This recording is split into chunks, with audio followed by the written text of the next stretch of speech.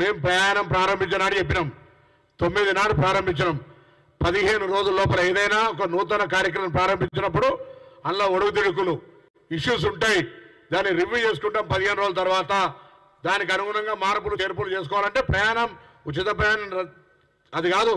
దానివల్ల ఉదాహరణకు ఇక్కడ గాంధీ భవన్ అవతల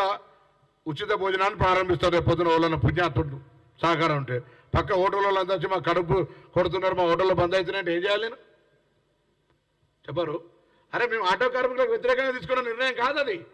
మేము మహిళలకు ఈ రాష్ట్రంలో ఉచితంగా ఇవ్వాలనుకున్నాం క్యాబినెట్లో కూడా చర్చ వచ్చింది ఆటో కార్మికులకు ఏం చేస్తే న్యాయం అవుతుందని గాంధీ భవన్ వేదిక కాంగ్రెస్ పార్టీ పక్షాన నేను ఆటో కార్మికులందరూ కూడా నా కుటుంబ సభ్యులు వాళ్ళంతా మా తెలంగాణ పౌరులు వాళ్ళందరూ కూడా తెలంగాణ కావాలని కొట్లాడారు మీకు ఏం చేస్తే న్యాయం జరుగుతుందో చెప్పండి మేము కూడా ఆలోచిస్తున్నాం మీకు అన్యాయం జరగకుండా చూసే బాధ్యత మాది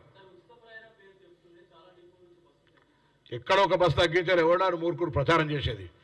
కొత్త బస్సులు తేవడానికి ప్రయత్నం చేస్తున్నాం నేను చెప్పిన అందుకే 15 రోజుల ఫ్రీక్వెన్సీ పెంచడానికా లేకపోతే జరుగుతున్నటువంటి కెపాసిటీ ఇంప్రూవ్మెంట్ అయిన తర్వాత ఏం చేయాలి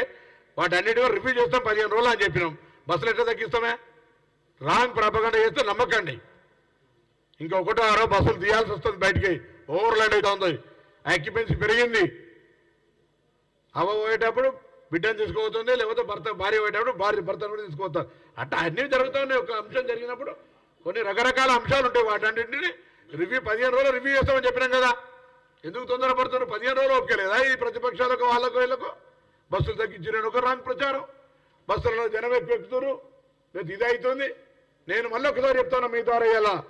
తెలంగాణ ఆటో కార్మికులారా మీకు అన్యాయం చేసే ఆలోచన కాంగ్రెస్ ప్రభుత్వం లేదు మీరు ఏదైనా సూచన చేస్తే మేము స్వీకరించడానికి సిద్ధంగా ఉన్నాం తెలంగాణ రాష్ట్ర రవాణా శాఖ మంత్రిగా చెప్తా ఉన్నాం మేము కూడా మా ప్రభుత్వం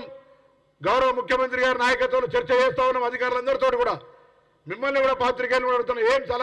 ఏం చెప్తే వాళ్ళకి అన్యాయం జరగకుంటుంటారో తప్పకుండా మేము చేయడానికి సహకరిస్తాం